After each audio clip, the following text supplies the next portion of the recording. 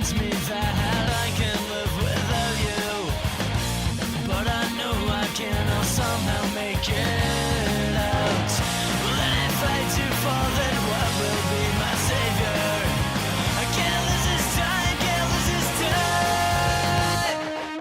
I don't want you at all, I don't need your story. I'd rather fall than give it to you. All the times I fell for your own glory, this time I'll take it on.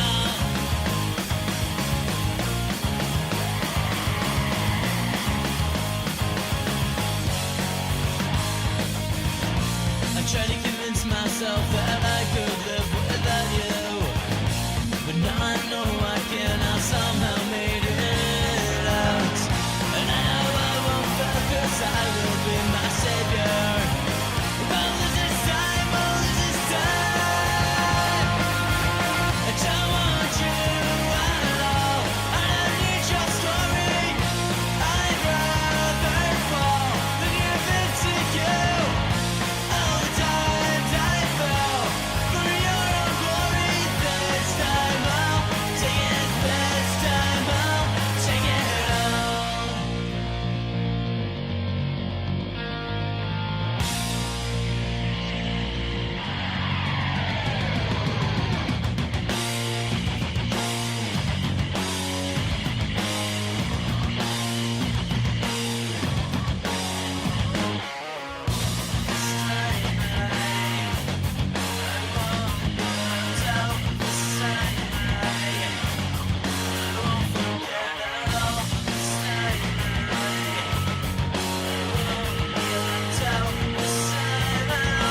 Take back it all.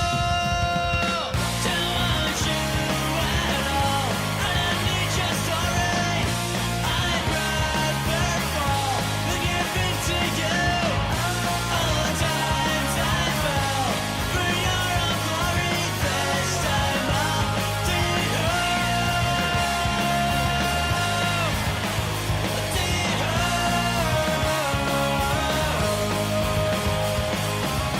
Don't want you at all, this time I'll take it all. I'll take it all, I'll take it all.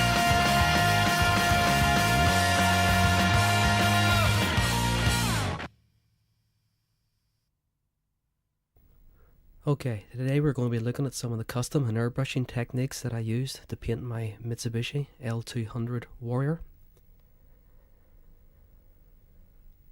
Once we got it stripped down and masked up, we just sanded down. My stunts is using an orbital sander, which is a dual action orbital sander with a 3M Scotch-Brite pad attached. If you don't have one of these, you can just do it by hand, just using a standard 3M Scotch-Brite.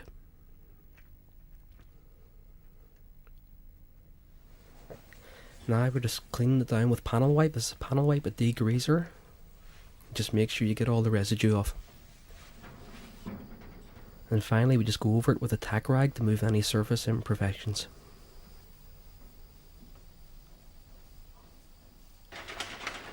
Okay, I'm just using some Auto Air Base Coat Sealer Dark and I'm spraying it straight into my DeVilbiss JGA gun. Now you'll notice I'm not actually straining the paint.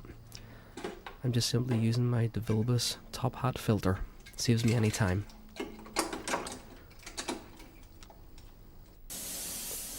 Okay, now I'm going to apply 2 light dust coats. It's very important to work in light coats when you're using the Auto Air. The Base Coat Sealer Dark has got incredible coverage and great adhesion.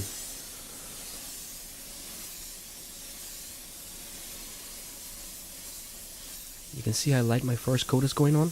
I don't really want to get much paint build up at this stage. If you have any primer spots or any color changes, even one light dust coat will kill this for you.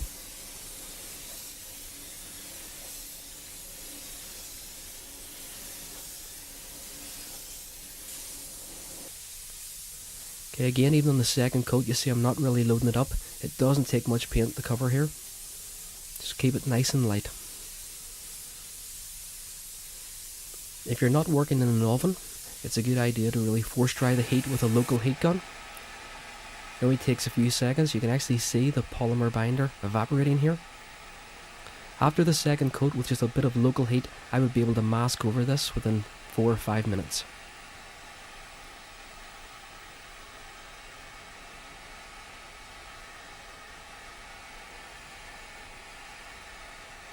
Okay, so now we're ready to apply the base coat.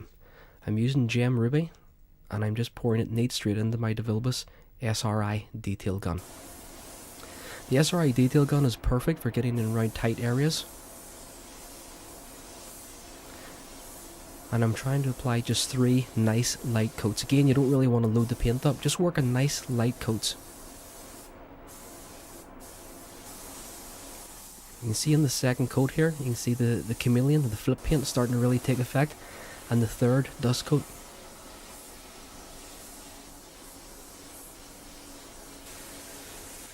Okay, Darren's using Gem Turquoise here, which transits from blue right through to green.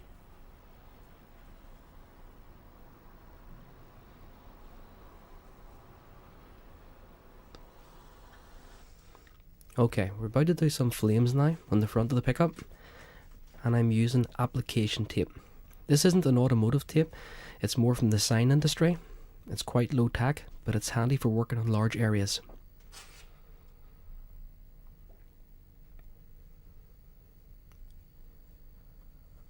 I'm laying it down here with about a 10mm overlap. It's very important to remove all air bubbles.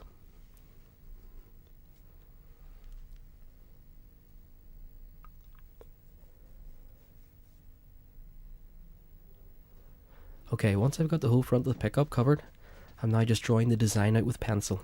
This way I get a couple of goes at it. If I don't get it right, I can simply rub it out and try it again.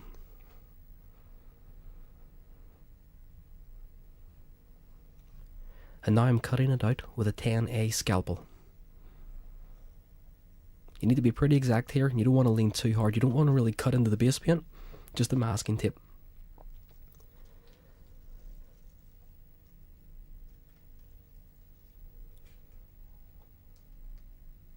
Okay, I'm just weeding it out now. Effectively now the flames are already painted at this stage. I've just positively masked them up.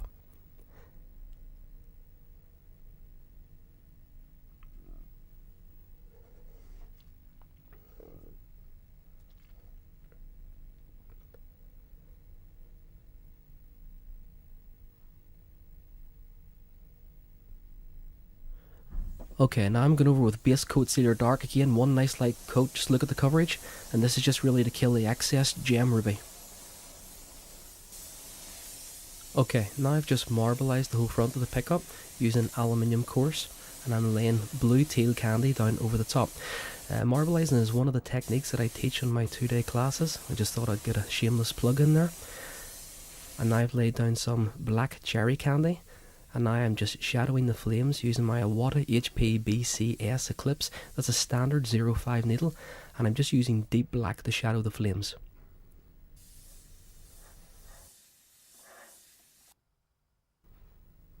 When I've finished, I'm just weeding out the masking tape. I'm not really too fussed about any ragged edges I might have here, because I'm going to fine line the whole lot with iridescent fuchsia.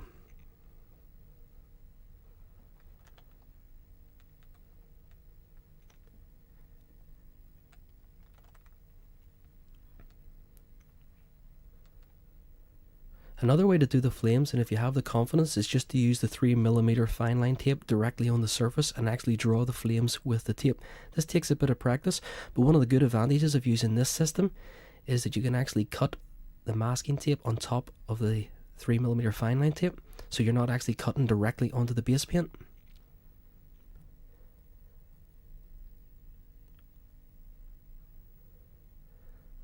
I'm just spraying these flames over Metal Flake Auto Air Metal Flake Green.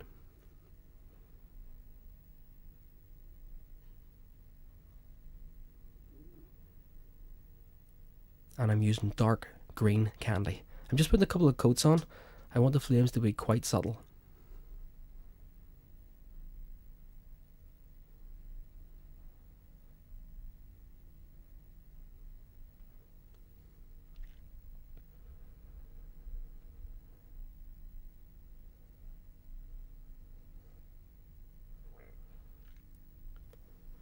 Okay, now we're ready to airbrush. The airbrushes I use are Iwata, specifically the HPBC and the HPBC S Eclipse. I also use AutoAir 1 and 2 ounce bottles. I favour this system because I can change colour very quickly. Once I finish with one colour, I just hook up another 1 ounce bottle. This is just tap water. Blast it through for 3 or 4 seconds. And I'm straight back into my next colour. It means I can change colour in under 10 seconds with almost zero paint wastage. Okay, now we're ready to do the design. I'm just laying down some 3M 2-inch masking tape.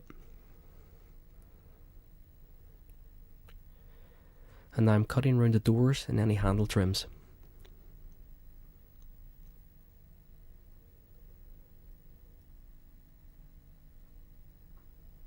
I'm drawing my design out now using a rule and a pencil, just directly onto the masking tape.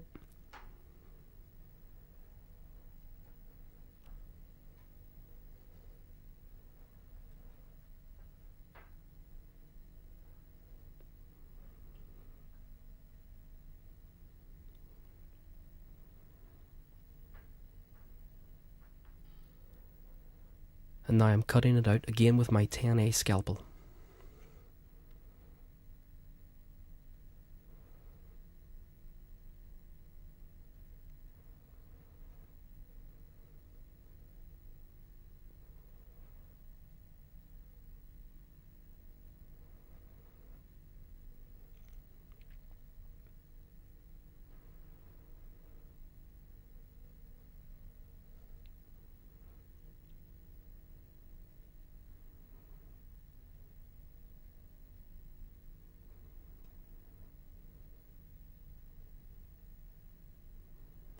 Okay, once I've got it cut out, I'm happy with the design.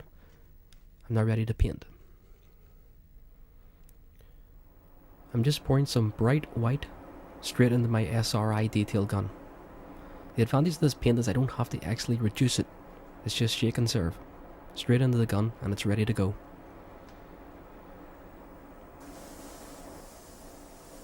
Again, I'm working in very light coats. It doesn't matter whether you're using water-based or you're still using old solvent-based systems, you still really should work in nice light coats. It gives you better adhesion, and you don't want a big drying time. It means you can work a lot faster. The reason why I'm putting the white down is to saturate my colours. It means that if I put the white down, when I put the brighter colours over the top, I don't need to use as much paint, and therefore I don't have the big drying times. It's a much faster system.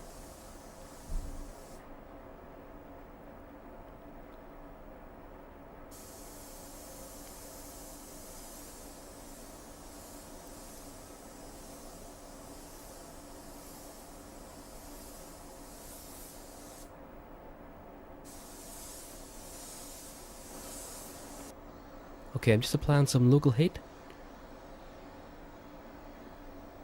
and using my tack rag to remove any imperfections. Now I've loaded my gun up with fuchsia, and again I'm just dusting on a few coats.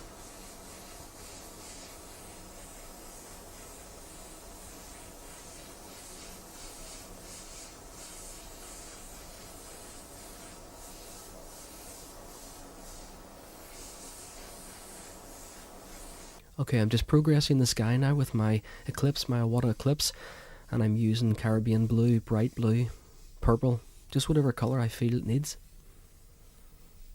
I don't really want to put too much detail in the sky here, it's still background, I just want to get some colour represented.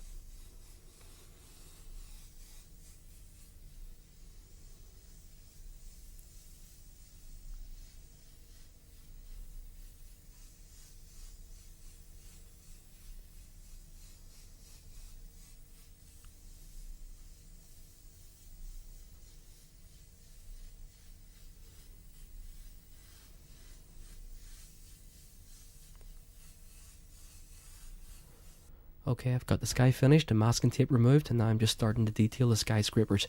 Again, I'm just using 2-inch masking tape and bright white. This paint has not been reduced at this stage, it's still neat.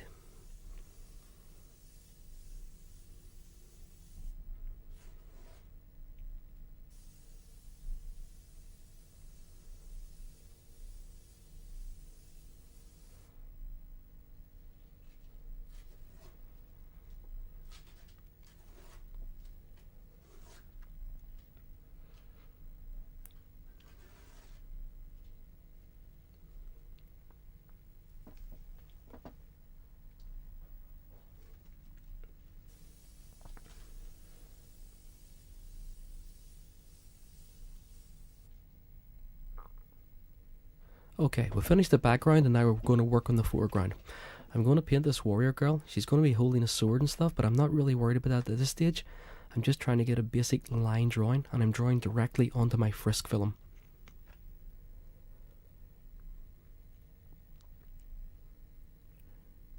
I'm just going to cut her out now with a scalpel. And what's very important is that I cut through both layers. Not just the Frisk film, I have to actually cut through the backing as well.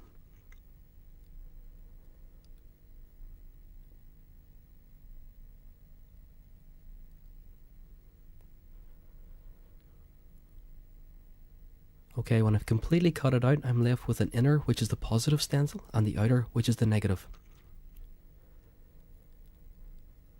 I'm just transferring these onto the door now. You notice I'm not actually sticking them down, I'm just using the 2-inch masking tape to hold them in place. I'm really using these as a loose mask.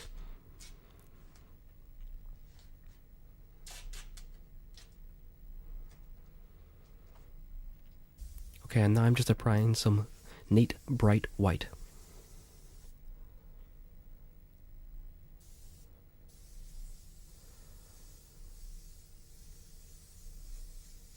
I'm using my Iwata Eclipse here. The Eclipse is a 0.5 needle.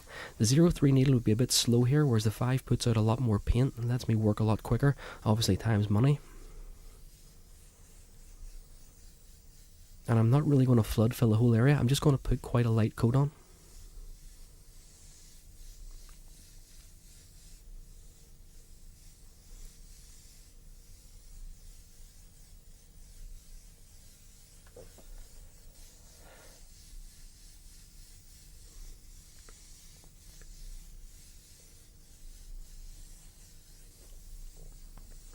Okay, and now I'm applying my skin tones. A lot of people ask me, do I have a skin tone formula? I don't really, because it varies so much. If I'm painting a Native American Indian or a Chinese girl, it really varies a lot. But basically my skin tones is based on light and dark brown, a few drops of white, red, yellow, and 1 or 2 drops of black. But it does vary quite a bit. Again, you can see I'm just working in very, very light coats. What's extremely important when you are doing portraits and working with skin tones is that you keep the paint transparent. Now how I achieve this is using transparent extender, or I would use the transparent paint straight off the AutoAir range. But to get those effects you really do have to keep your paint quite transparent.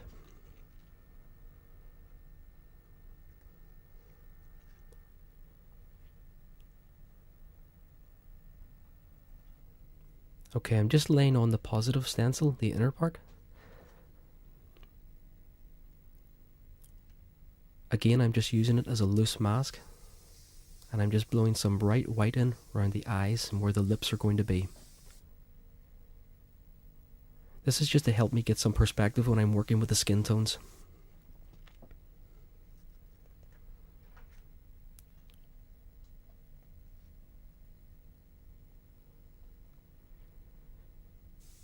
Okay, I'm working with my next skin tone, which is really the original skin tone, with just a few drops of red, a few drops of dark brown, and 1 or 2 drops of black.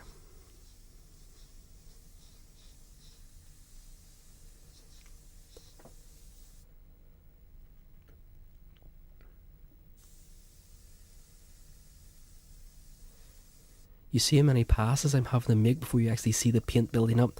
Again, that's because the paint is now transparent.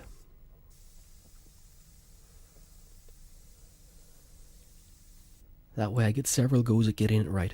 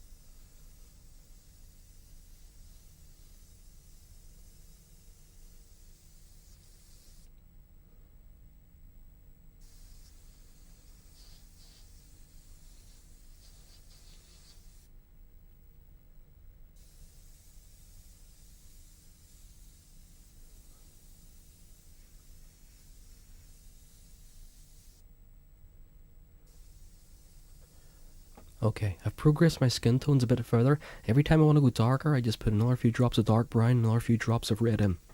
Now I'm just doing the highlights, and I'm using transparent white.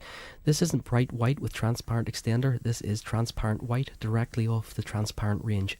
The time this saves me is fantastic. I can just work in nice light coats, and this is just straight out of the bottle.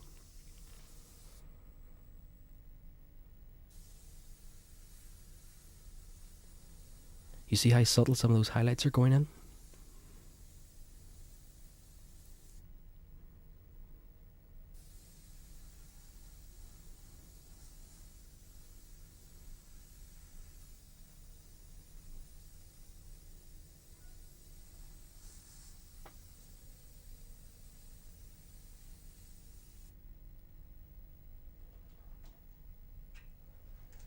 Okay, when I'm happy with the overall skin tones, I'm just starting to remove the outer masking, the negative masking, and the masking tape.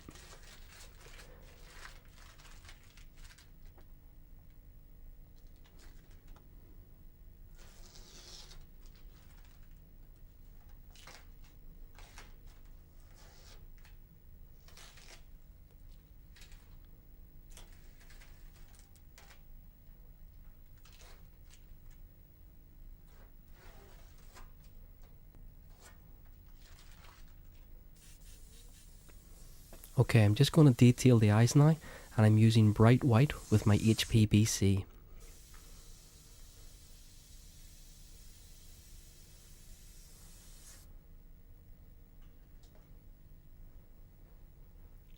I'm just using my Art Tool loose mask, and I'm applying some green that I've made. Again, the key to doing the eyes is exactly the same as the skin tones. You want to work in nice transparent layers.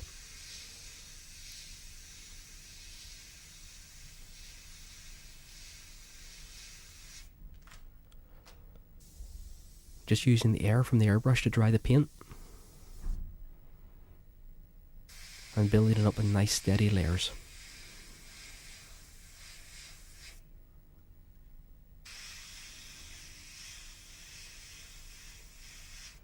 The key to doing eyes is, again, I can't keep stressing, is to keep the paint as transparent as possible.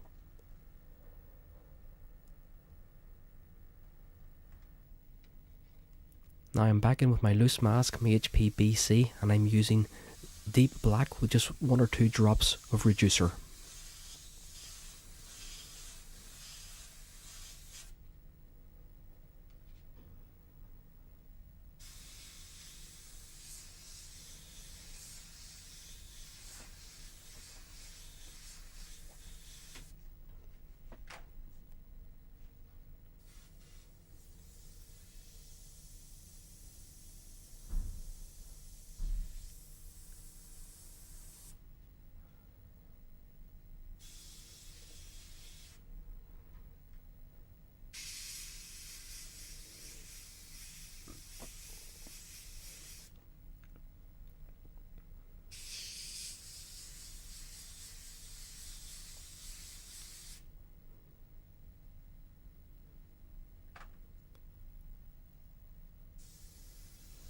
Okay, I've switched now to transparent black for more subtle shading.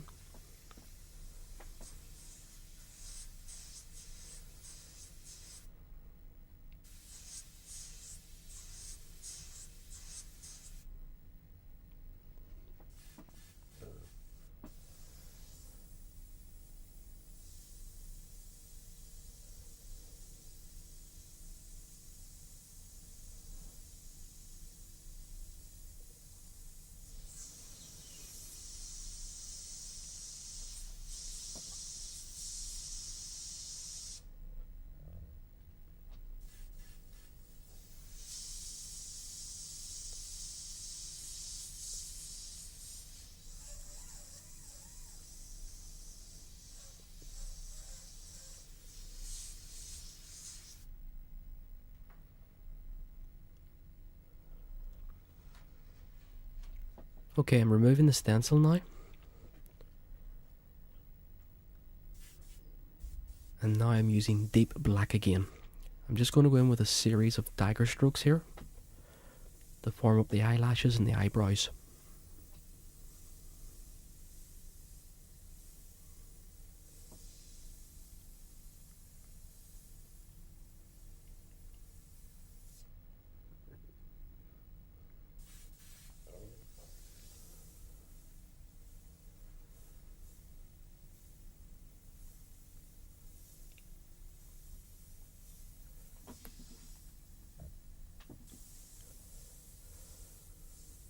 Again, just using dagger strokes to do the eyebrows.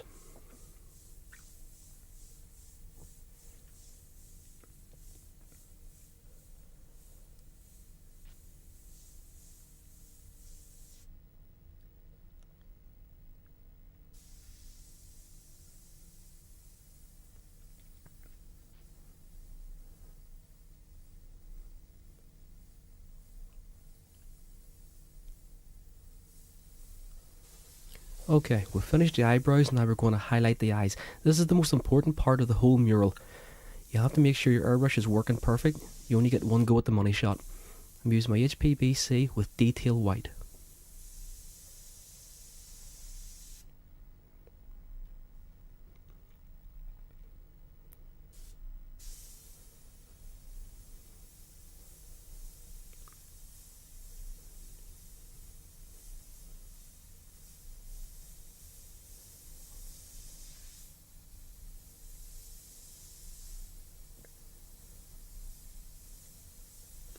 Okay, now I'm about to do the hair. I'm just using some 800 grade paper to sand down the edges. Water-based paints don't leave as big a paint build-up as solvent-based paints, but I still don't want to take any chances, so I'm just using some 800 dry to knock back any edges there might be. Give it a wipe with a tack rag. And now I'm going straight over with base coat sealer dark.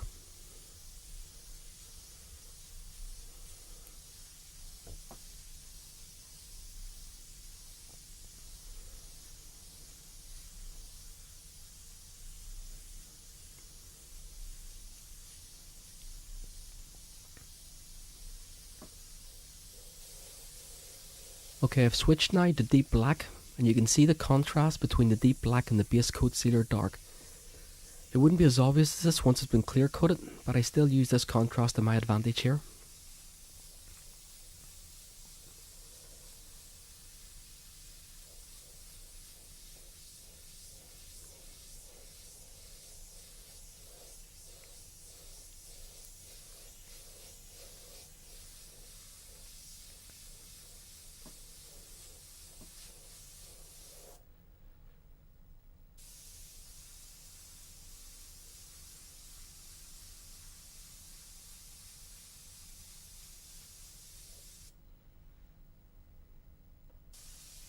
Okay, and now I'm using some process blue, again using my clips. I'm putting some blue in here to give a girl's hair a sort of sheen, to make it stand out and contrast a lot more from the background. I'm just forming up here with a series of dagger strokes. You notice when I want to go tighter, when I want a more definite line, I just hold the airbrush in closer, I bring the needle closer to the job.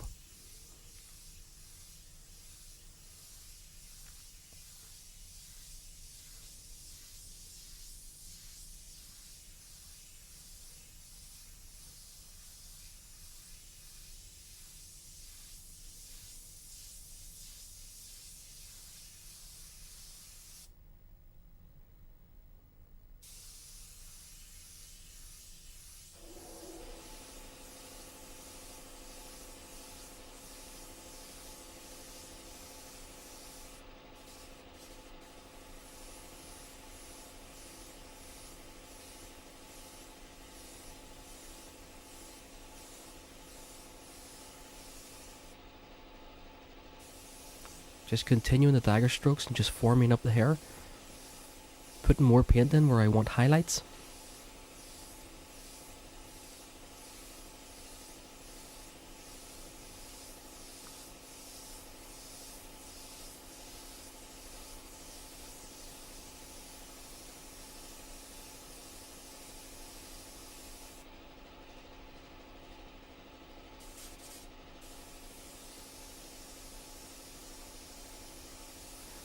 Okay, I'm happy with the hair now.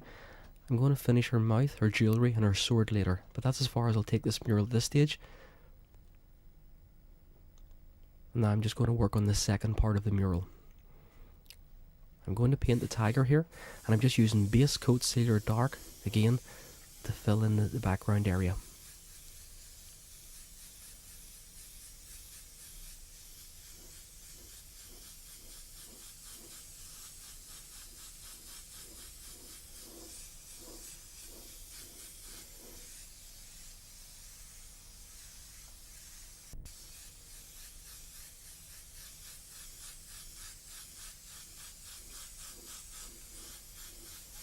Okay, now I'm using my HPBC with bright white, and I've got about 10% reducer in there.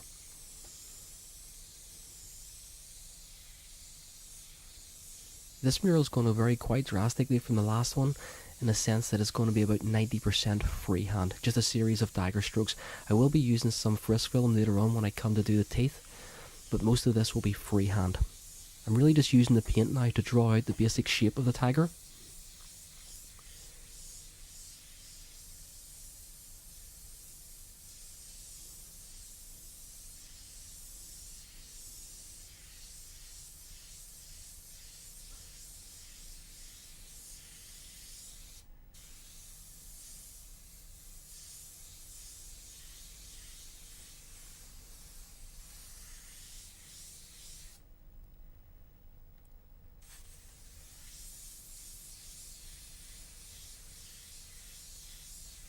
You'll see I'm working quite quickly here. The last thing I want to think about at this stage is detail. I'm just trying to work as fast as possible and get an overall shape. That way I can keep the whole thing in perspective.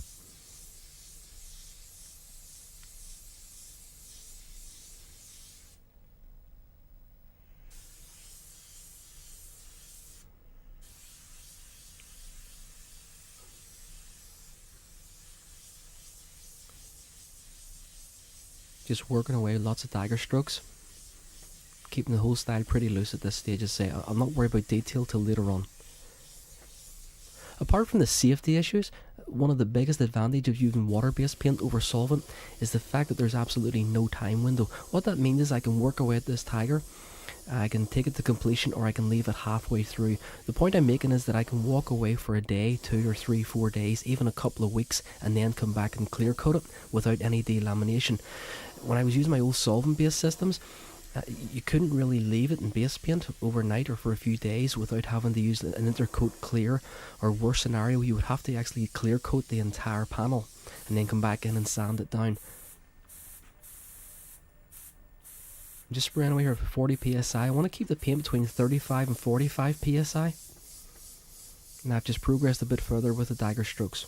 But with that zero time window, it means that I can relax on this job. I can come back, I can finish a bit later, or I can leave it for a few weeks.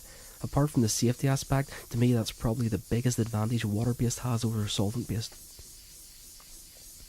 See, I'm just working hundreds of tiny dagger strokes. Still not worried about detail, I'm still trying to get the overall shape formed up here, so I'm working quite quickly.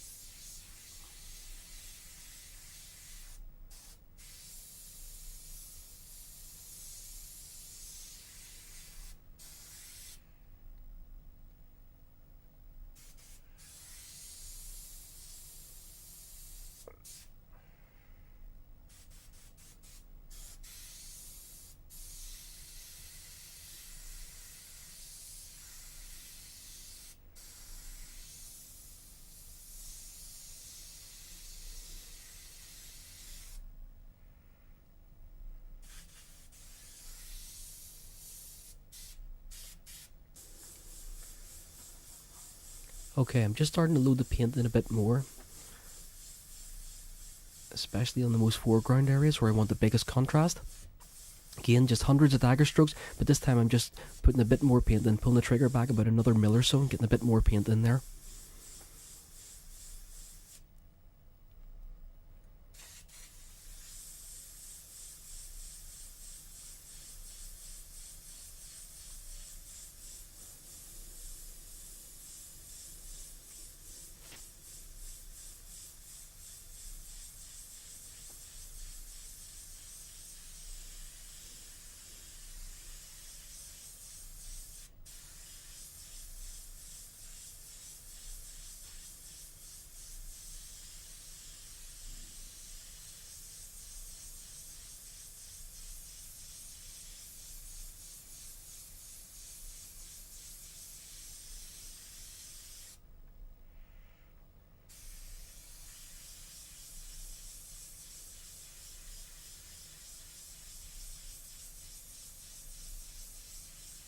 Just working away here with hundreds and hundreds of dagger strokes. I still wouldn't deem this detailing at this stage. I'm just trying to get the overall shape in.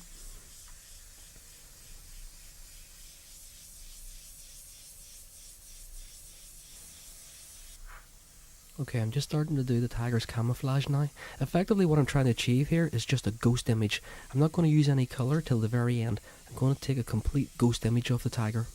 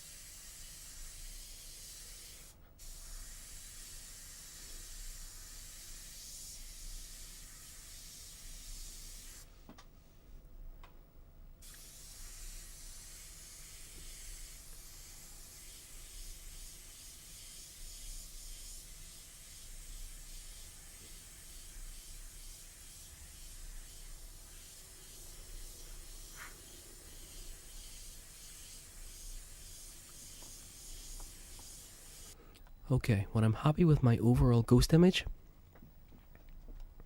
now I'll just start detailing. Again, I'm using my HPBC, but I've switched my paint now and I'm using detail white. The detail is a line within the Autowear range, which is basically specialised, formulated for mural work. It goes incredibly fine, very, very precise. Even with the detail, sometimes if I'm working very fine, I'll still reduce it by about another 10%, but in general, it's ready to go straight out of the bottle.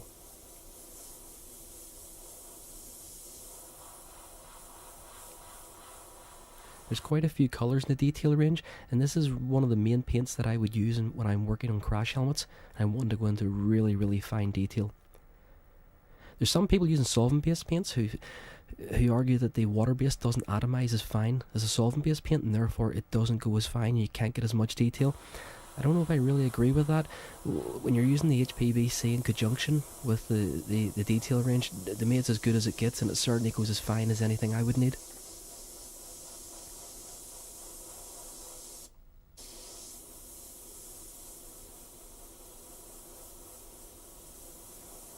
Just forming up here with just hundreds of tiny, tiny dagger strokes.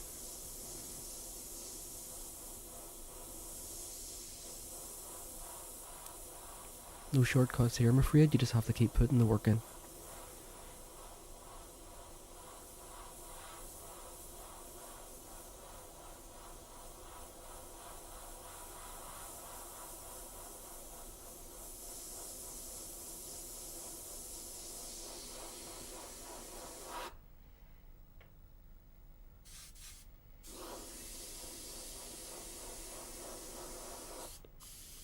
Okay, when I've got a lot more detail in, I'm just starting to use black now. No need for detail with this. I'm just using deep black with a few drops of reducer. And I'm just using the black to give me a bit more contrast, a bit more depth in the portrait.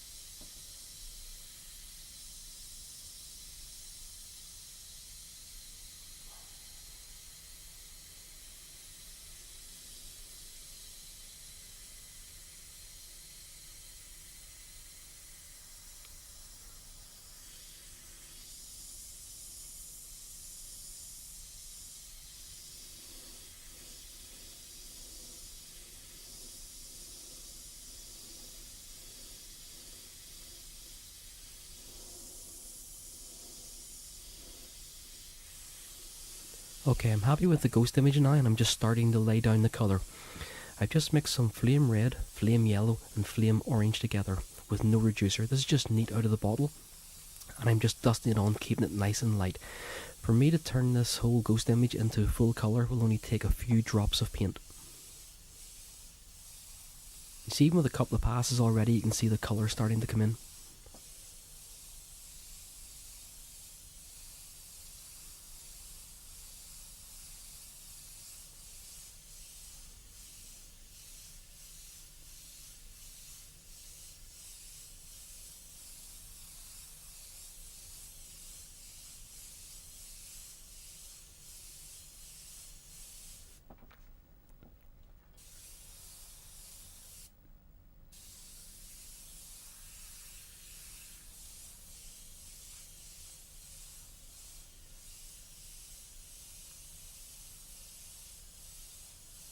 Because I'm applying this over white, it takes a tiny amount of paint to give me the effect I'm after. You really don't want to load this up too much.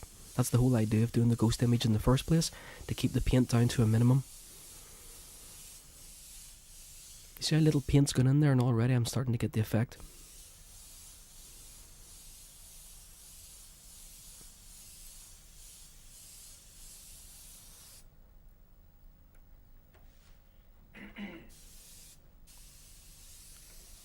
Okay, tigers have got a lot of white fur on their face, so I'm going to be very, very light around the face here.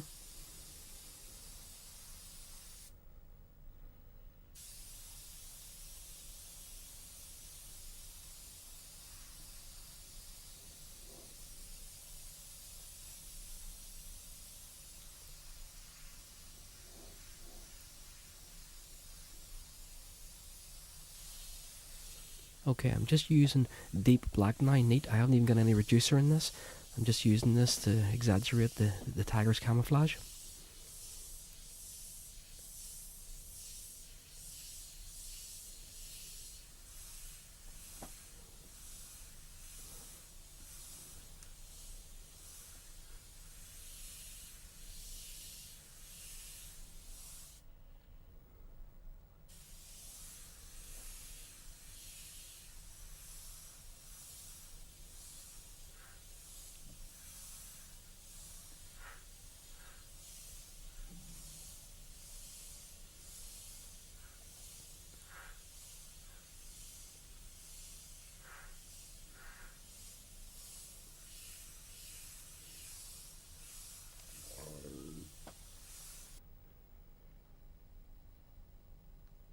Okay, that's about as far as I want to take these murals now. I'll come back later and finish with the details and the highlights. But now we're going to move on to the teeth. This is the only part of the mural where I'm actually using a frisk film. The truth is I could freehand these, but I want a definite sharp razor contrast with the teeth. Also, sometimes I find a stencil can actually make me work faster. I don't have to worry about overspray. I can pretty much get the paint in as quick as I like. Just going to mask it up now with some 3M 2-inch masking tape. Keep the overspray down to a minimum.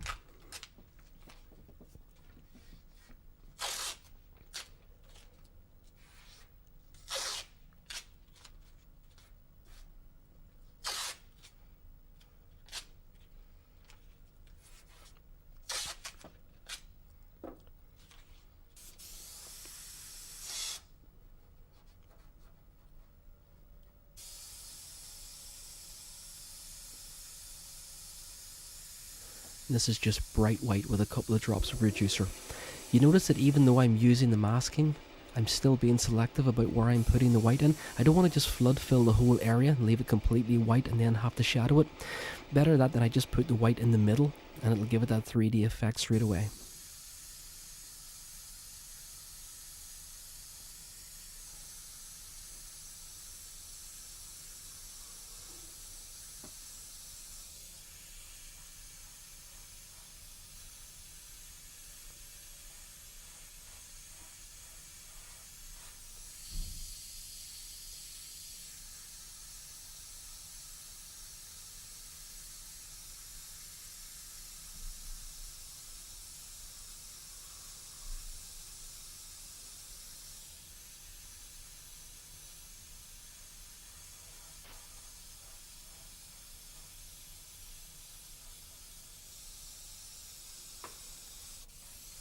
Okay, I've just laced my white with a few drops of yellow and 1 drop of black, and now I'm just forming up the teeth.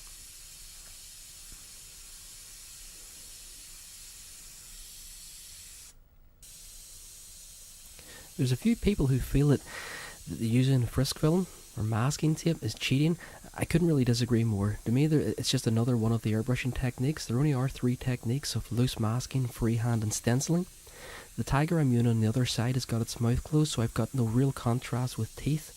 So I'm just completely freehanding this. This is 100% freehand from start to finish. I think the key to successful airbrushing and custom painting is to know when to stop using the airbrush and actually cut a stencil. But if it is cheating, well, I guess I'm guilty.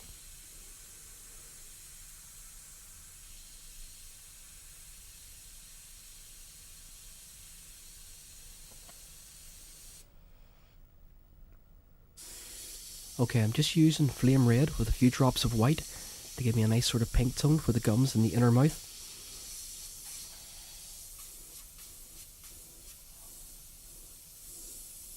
As you can see, I've got some frisk film positive on the teeth to protect them from overspray.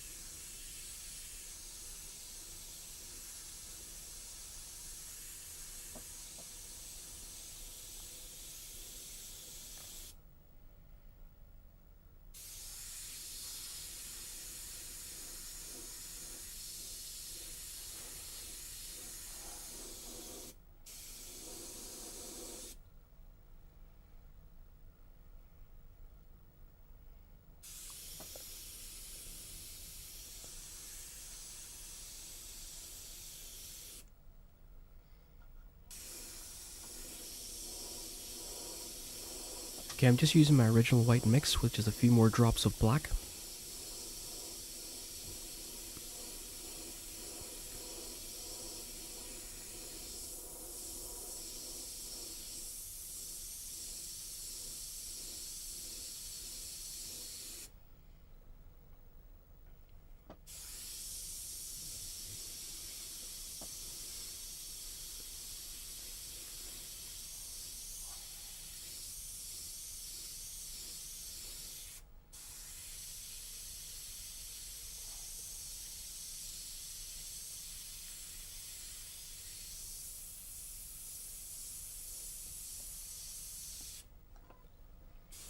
Okay, I've just got another very quick stencil for the tongue. This is really just to catch the overspray. I'm working quite fast here, just using that pink mix that I used in the gums. Again, I'm not flood filling the whole area. I'm just putting the paint in where the lightest parts are going to be.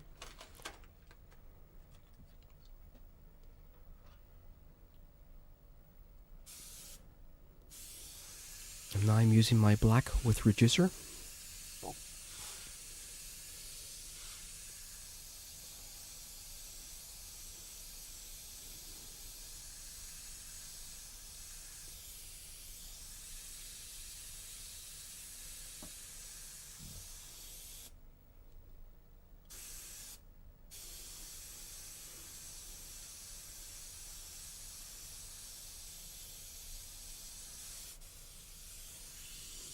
Okay, I'm just using some detail white now to do my fine highlights.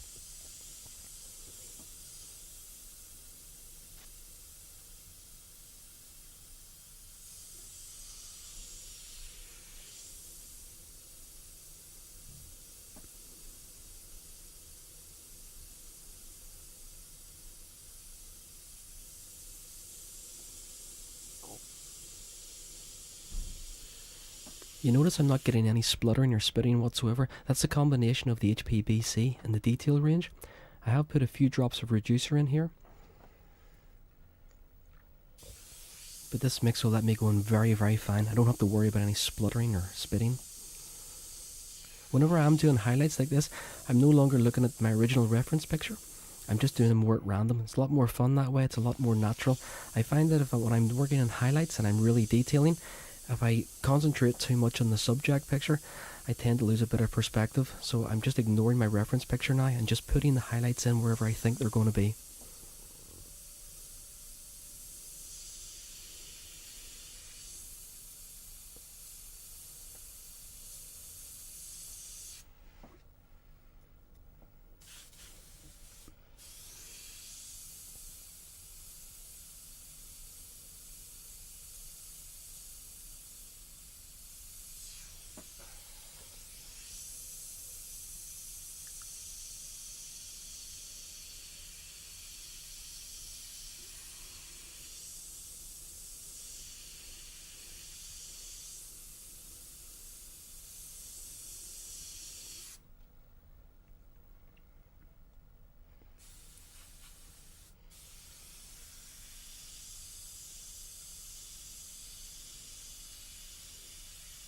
Again, you see absolutely no spluttering. I can detail for a whole afternoon with this paint. When I used to use my solvent-based paints and I was thinning them myself, they would like evaporate off. The thinners would evaporate, and after half an hour or so, you'd get a bit of spluttering and stuff. But with the detail range, I can just squeeze it straight out of the bottle and put it in, not worry about that. It really helps my speed a lot.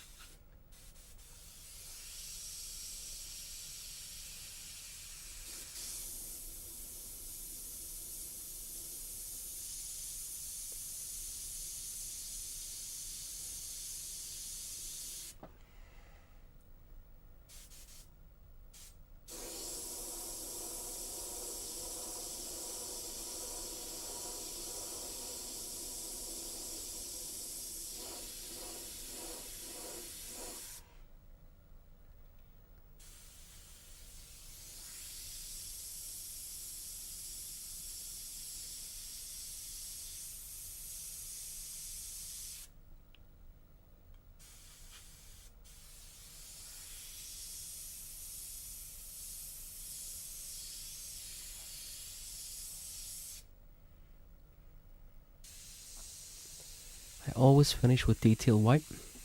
I'm just going over the portrait, just checking any bits I've missed before, any bits that catch my eye, I think might need another highlight. I think one of the hardest parts is actually knowing when to stop. Again, just working on nice light dagger strokes here. It's really only the last few minutes that the whole mural actually pulls together.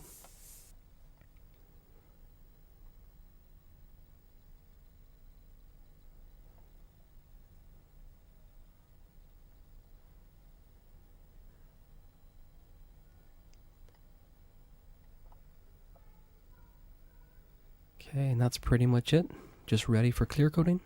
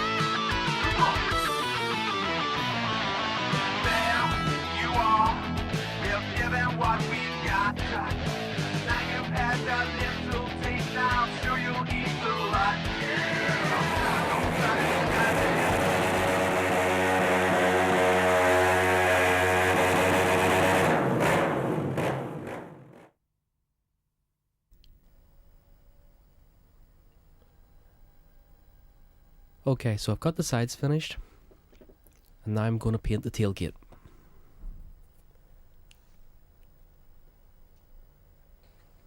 I'm using iridescent purple, just neat straight into my JGA.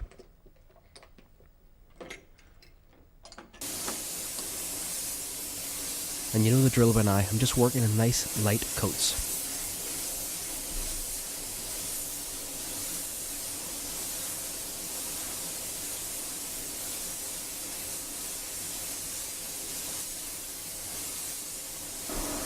Just hit it with a heat gun, speed things up a bit for me, and I'm back in with the second coat. 2 coats over base coat Sailor Dark is enough coverage.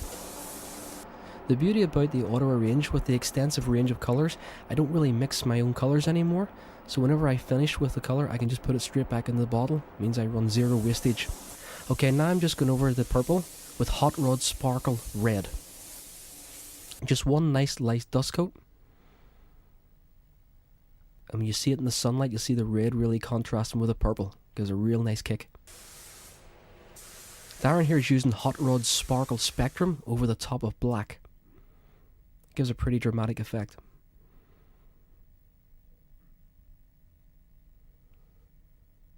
Okay, so we've got the purple and the sparkles laid down, and now I'm putting on 2" 3M masking tape, and I'm just drawing out my design.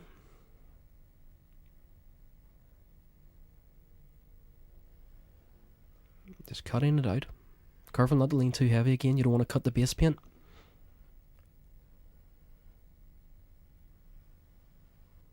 Now I'm just weeding it out.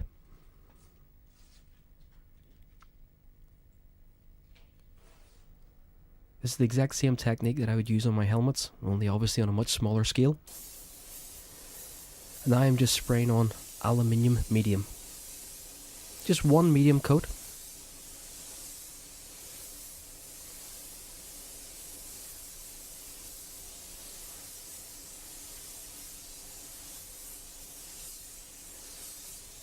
Now I'm just putting in the drop shadows with my Eclipse and some deep black.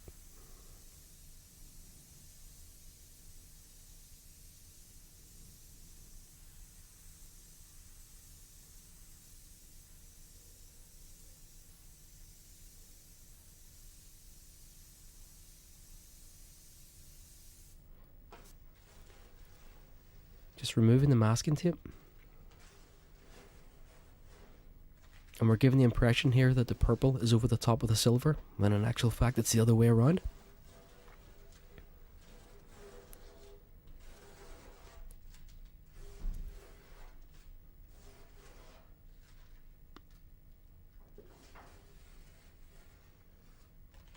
Okay, the paint I'm going to use for the tailgate is transparent black.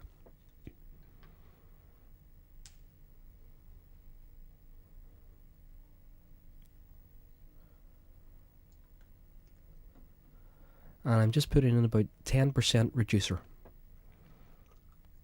And just this small amount is enough paint to paint the entire tailgate.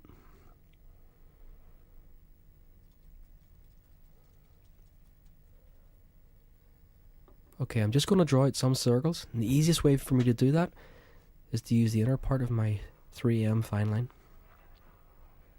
You could use anything, but this is the perfect size for what I'm after here.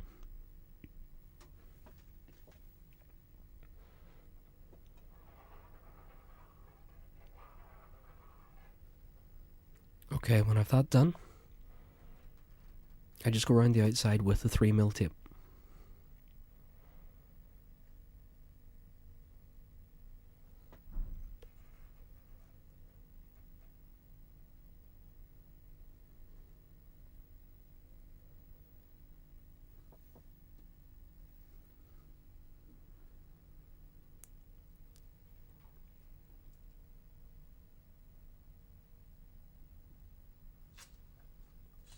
Okay, I'm just masking it up now with 2-inch tape.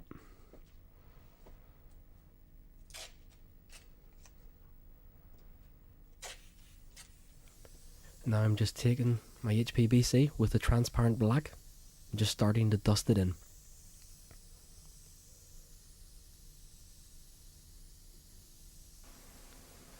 These are some of the techniques that I teach at my 2-day workshops. Yet again, another blatant and obvious plug.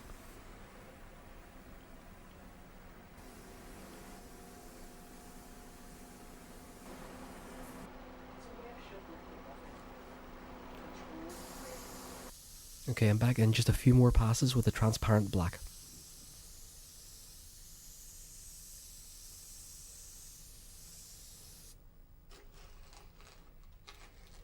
Just remove the masking tape and the fine line.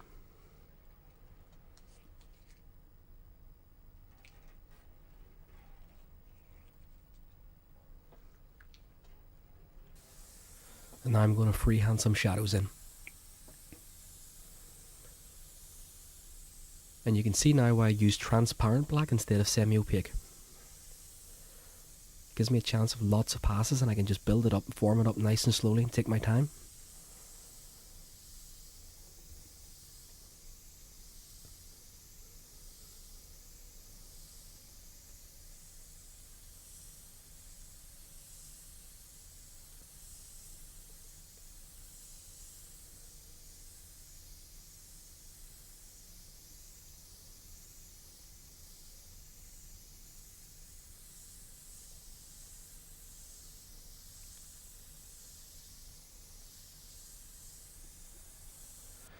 Just using loose mask here.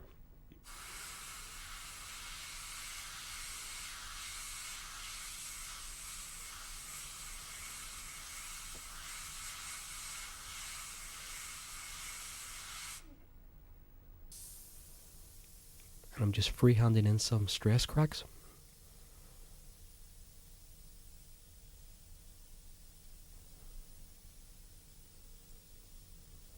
You could really exaggerate these by using either candy or transparent paint. You could have like rusted areas and stuff, but I'm not going to bother with this. I'm after a pretty clean image, but it is an option open for you.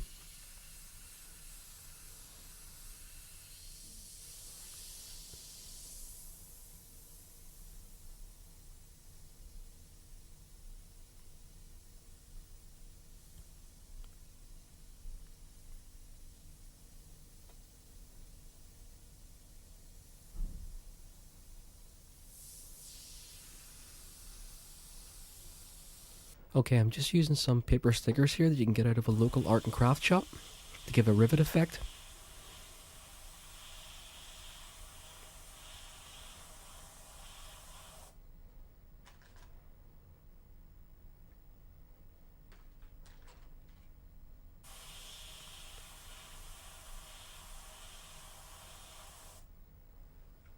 Okay, you can see I've used the transparent black to exaggerate the natural shapes and curves of the back of the warrior.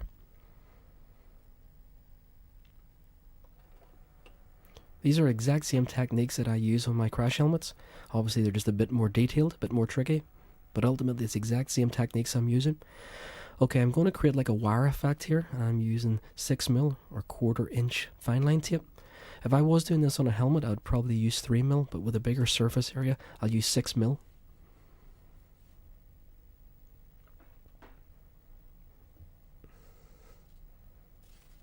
And I'll just border that with 3mm.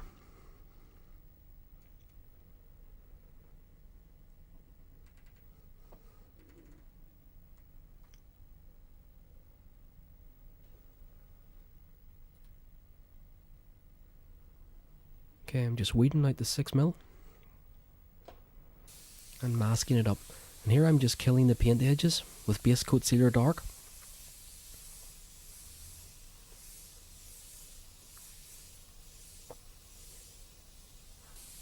And now I'm going in with bright white. Again, I'm being selective about my spraying. I'm not flood filling the whole area. I'm just keeping it pretty much to the center, which is already going to give me a curved effect. And I'll go over that now with flame red. Just one or two nice light coats.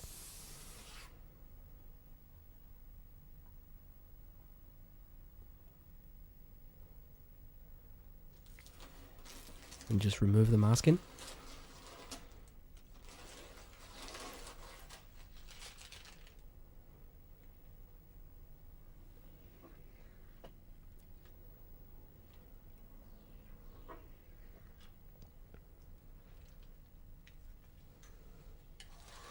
I'm just applying the heat gun here for just 4 or 5 seconds. And already I'd be able to mask straight over the top of that. I'm just using 1.5mm fine line.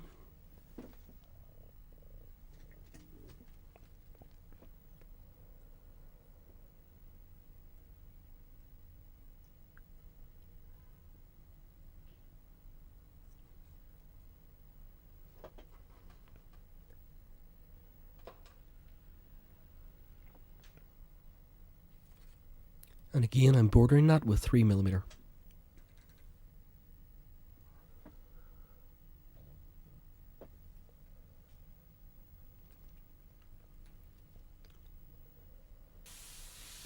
I'm just using bright white here with a few drops of reducer. Or you could use transparent white.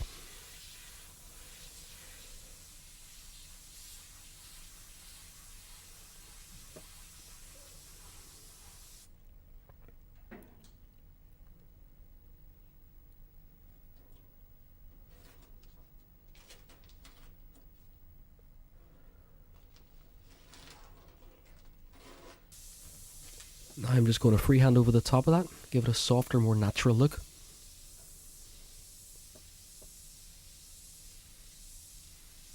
I just hit this again with a heat gun, leave it for about 4 or 5 minutes, and just mask over the top of it again.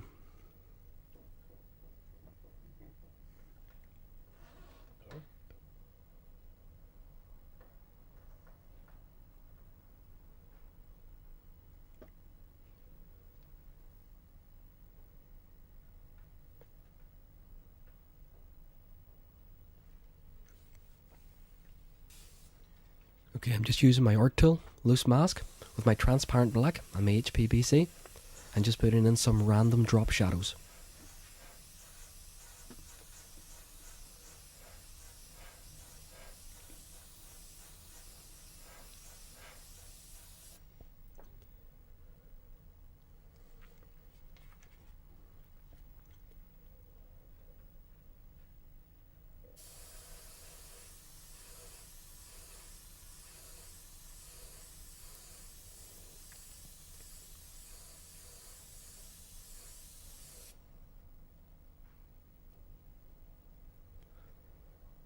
Just remove the 6mm and freehand in the last few shadows.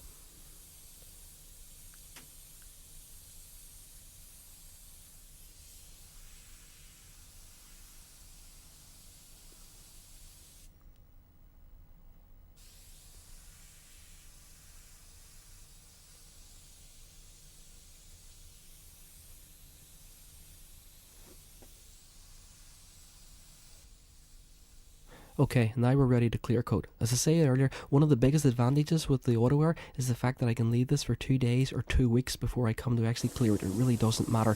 What is very important is I put the first 1 or 2 coats on nice and light with a 10 or 15 minute flash off time between each coat. That's very important. Now I'm just starting to load the clear up. You see, I'm using my DeVilbiss air fed mask. This is very nasty stuff.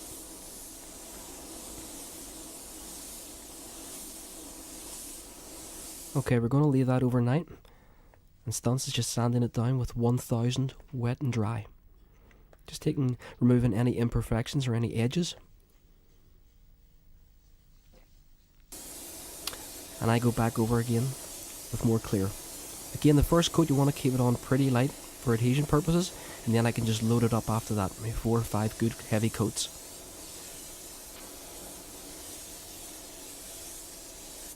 Ideally you could low bake this, but leave it overnight, and then we just sand it down with 1500 wet and dry, and this is called denibbing. We're just taking out any small imperfections in the clear. Eddie's just using 3M hand glaze here, okay, it's a cutting compound. And just using the buff. If you take your time here, do it right, you can get a really deep sheen.